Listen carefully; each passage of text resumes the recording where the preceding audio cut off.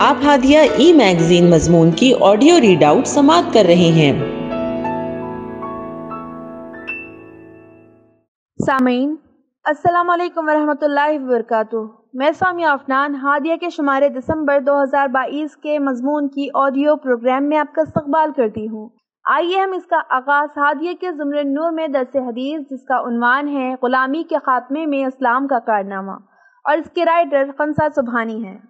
پیارے نبی صلی اللہ علیہ وسلم نے فرمایا کہ جو شخص کسی آزاد کو پکڑ کر بیچے گا اس کے خلاف میں خود قیامت کے روز مدعی بنوں گا۔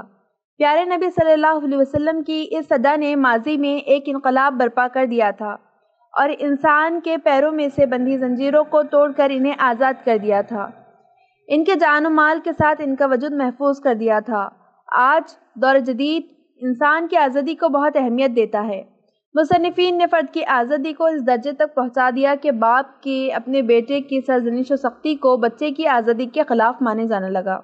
لیکن اسی آزاد دنیا میں آج بھی غلامی کی بیڑیوں کے بوجھ سے کثیر تعداد میں انسان کراہ رہے ہیں۔ آج بھی غلامی باقی ہے، بس اس کا نام بدل دیا گیا ہے۔ اس لیے اسلام نے غلامی کے مسئلے میں احکام اور قوانین کے ساتھ ساتھ انسان کی تربیت پر بھی توجہ دی۔ پیارے نبی صلی اللہ علیہ وسلم کا فرمان ہے، غلام کو کھلاؤ اور پہناؤ اور اسے وہ کام نہ دو جو اس کی طاقت سے باہر ہو۔ صحیح مسلم۔ ان غلاموں کو تم جو خود کھاتے ہو انہیں بھی کھلاؤ، جو خود تم پہنتے ہو انہیں بھی پہناؤ۔ صحیح بخاری اور صحیح مسلم۔ اسلام وہ مذہب ہے جس نے کسی بھی شخص کو نسل، وطن، رنگ، زبان اور دین و مذہب کی بنیاد پر غلام بنانا حرام قرار دیا ہے۔ جب مصر کے گورنر حضرت عمر بن العاص کے بیٹے نے ایک قبطی کو بلا وجہ مارا تھا تو حضرت عمر رضی اللہ عنہ نے برسر عام اس کو سزا دی اور ساتھ ہی گورنر کو سخت ناراضگی سے دیکھتے ہوئے فرمایا، تم نے کب سے لوگوں کو اپنا غلام بنانا شروع کیا ہے جبکہ ان کی ماؤں نے انہیں آزاد جنا تھا۔ قدیم زمانے میں غلام 3 طرح کے ہوتے تھے۔ نمبر 1 جنگی قیدی، نمبر 2 آزاد آدمی جن کو اغوا کر کے غلام بنایا جاتا تھا اور بیچ ڈالا جاتا تھا، نمبر 3 وہ جو نسلوں سے غلام چلے آ رہے تھے اور کچھ پتہ نہ تھا کہ ان کے آباء و اجداد کب غلام بنائے گئے تھے۔ اسلام جب آیا تو عرب اور بیرون عرب دنیا بھر کے معاشرہ ان تمام اقسام کے غلاموں سے بھرا ہوا تھا اور سارا معاشرہ، معاشرتی نظام مزدوروں اور نوکروں سے زیادہ ان غلاموں کے سہارے چل رہا تھا۔ اب اسلام کے سامنے پہلا سوال یہ تھا کہ یہ غلام جو پہلے سے چلے آ رہے ہیں ان کا کیا کیا جائے، اور دوسرا سوال یہ تھا کہ آئندہ کے لیے غلامی کا مسئلہ کیسے حل کیا جائے۔ اسلام نے فقیر اقبا غلامی کی آزادی کی ایک زبردست اخلاقی تحریک شروع کی اور تلقین و ترغیب مذہبی احکام اور ملکی قوانین کے ذریعے لوگوں کو اس بات پر ابھارا کہ یا تو آخرت کی نجات کے لیے توأن غلاموں کو آزاد کرے یا اپنی غلطیوں کے کفارے ادا کرنے کے لیے مذہبی احکام کے تحت انہیں رہا کرے یا مالی معاوضہ لے کر انہیں چھوڑ دے۔ اس تحریک میں نبی صلی اللہ علیہ وسلم نے خود 63 غلام آزاد کیے۔ آپ صلی اللہ علیہ وسلم کی بیویوں میں سے صرف ایک بیوی حضرت عائشہ رضی اللہ تعالی عنہا کی آزاد کردہ غلاموں کی تعداد 66 تھی۔ حضور صلی اللہ علیہ وسلم کے چچا حضرت عباس رضی اللہ عنہ نے اپنی زندگی میں 70 غلاموں کو آزاد کیا۔ حکیم بن حزام رضی اللہ عنہ نے 8000 اور عبد الرحمن بن عوف رضی اللہ عنہ نے 30,000 غلاموں کی رہائی کا نظم اپنی ذاتی سرمائی سے کیا۔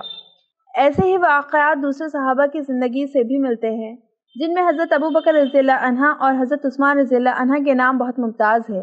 یہ خدا کی رضا حاصل کرنے کا ایک عام شوق تھا جس کی بدولت لوگ کثرت سے خود اپنے غلام بھی آزاد کیا کرتے تھے اور دوسروں سے بھی غلام خرید کر آزاد کرتے چلے جاتے تھے۔ اسی کے ساتھ اسلام نے غلامی کی دوسری قسم کو قطعی حرام اور قانوناً ختم کر دیا، جس کے رو سے کسی شخص کو اغوا کر کے خریدنا بیچنا ممنوع قرار پایا، اور اسلام کی کرنیں جہاں جہاں پھیلی غلامی کی یہ قسم ختم ہوتی گئی۔ پیارے نبی صلی اللہ علیہ وسلم نے فرمایا کہ جو شخص کسی آزاد کو پکڑ کر بیچے گا اس کے خلاف میں خود قیامت کے روز مدعی بنوں گا۔ غلامی کی تیسری قسم جنگی قیدیوں کی بہتری کے لیے بھی پیارے نبی صلی اللہ علیہ وسلم نے عمدہ ترین راہ دکھائی۔ مدینہ ہجرت کرنے کے بعد اسلام اور کفر کے درمیان بڑی بڑی جنگیں ہوئی، ان میں بڑی تعداد میں دشمن قید ہوئے۔ آپ صلی اللہ علیہ وسلم نے ان کی رہائی کے مختلف راستے نکالے۔ ابن قیوم جوزی رحمۃ اللہ علیہ لکھتے ہیں کہ آپ صلی اللہ علیہ وسلم نے جنگی قیدیوں میں سے بعض کو بطور احسان رہا کر دیا، بعض کو فدیہ لے کر چھوڑ دیا گیا، بعض کو ان کے سنگین جرائم کی وجہ سے سزائے موت دی اور بعض کو مسلمان قیدیوں کے عوض رہا کر دیا گیا۔ جنگ بدر میں آپ کے چچا حضرت عباس رضی اللہ عنہ گرفتار ہوئے تو بعض صحابہ نے کہا کہ انہیں یوں ہی رہا کر دیا جائے یا فدیہ لینے میں ان کے ساتھ کچھ نرمی برتی جائے۔ آپ صلی اللہ علیہ وسلم نے فرمایا کہ 1 درہم بھی نہ چھوڑا جائے۔ ان میں کچھ قیدی ایسے تھے جن کے پاس فدیہ ادا کرنے کے لیے کچھ بھی نہ تھا۔ نبی صلی اللہ علیہ وسلم نے ان کا فدیہ یہ مقرر کیا کہ وہ مسلمانوں کو پڑھنا لکھنا سکھا دے اور آزادی حاصل کر لے۔ اس سے معلوم ہوا کہ مال کے علاوہ کسی کام کو بھی فدیہ قرار دیا جا سکتا ہے۔ ان واضح تعلیمات اور عملی اقدام کے باوجود جو غلام بیچے گئے تھے، ان سے متعلق احسان اور حسن سلوک کی تعلیمات دی گئی اور ان کے حقوق کو قانوناً محفوظ کیا گیا۔ ان قیدیوں کے ساتھ صحابہ کرام رضی اللہ عنہم اجمعین بڑی شفقت و محبت سے پیش آتے تھے۔ خود تو روکھا سوکھا کھانے پر اکتفا کرتے تھے اور انہیں عمدہ کھانا فراہم کرتے تھے۔ ان قیدیوں میں سے بعض کا بیان ہے کہ مسلمان کے اس لطف و کرم کو دیکھ کر ہمیں غیرت آنے لگتی تھی۔ اسلام نے اہل ایمان کو حکم دیا کہ یہ تمہارے حسن سلوک کے محتاج ہے، ان کے ساتھ اچھا برتاؤ کرو۔ باری تعالیٰ کا ارشاد ہے، بسم اللہ الرحمن الرحیم، وَاعْبُدُوا وَاللَّهُ وَلَا تُشْرِكُوا بِهِ شَيْئًا وَبِالْوَالِدَيْنِ إِحْسَانًا وَبِذِي الْقُرْبَى وَالْيَتَامَى وَالْمَسَاكِينِ وَالْجَارِ ذِي الْقُرْبَى وَالْجَارِ الْجُنُوبِ وَالصَّاحِبِ بِالْجَنبِ وَابْنِ السَّبِيلِ وَمَا مَلَكَتْ أَيْمَانُكُمْ إِنَّ اللَّهَ لَا يُحِبُّ مَنْ كَانَ مُخْتَالًا فَخُورًا۔ صدق اللہ العظیم۔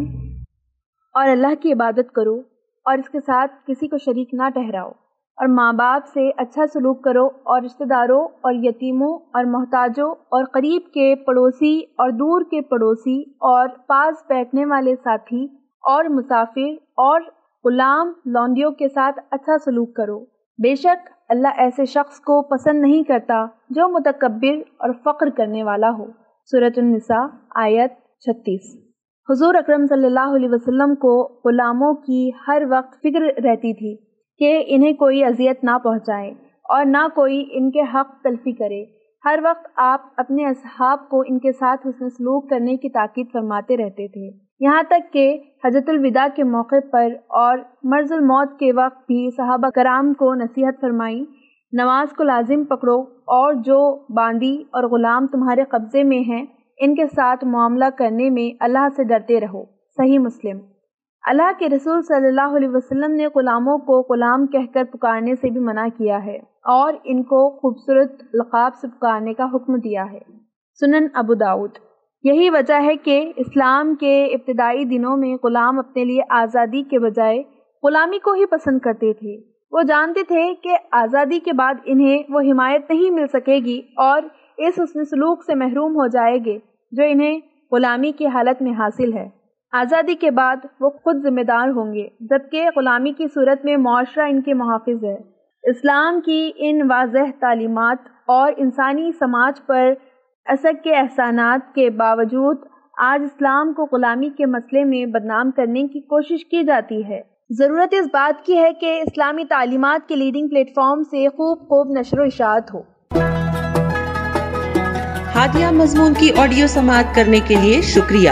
امید ہے کہ آپ کو پسند آیا ہوگا۔ ہمیں آپ کے مشورے کا انتظار رہے گا۔ اپنا مشورہ، تبصرہ اور مضامین editor@hadia.in پر ارسال کریں اور ہادیہ ای میگزین کے مضامین کو پڑھنے کے لیے ویب سائٹ www.hadia.in سبسکرائب کریں۔ انشاءاللہ ہم اگلے ہادیہ ای میگزین کے شمارے سے دلچسپ مضامین کی آڈیو لے کر حاضر ہوں گے۔ تب تک کے لیے اجازت۔ اللہ حافظ۔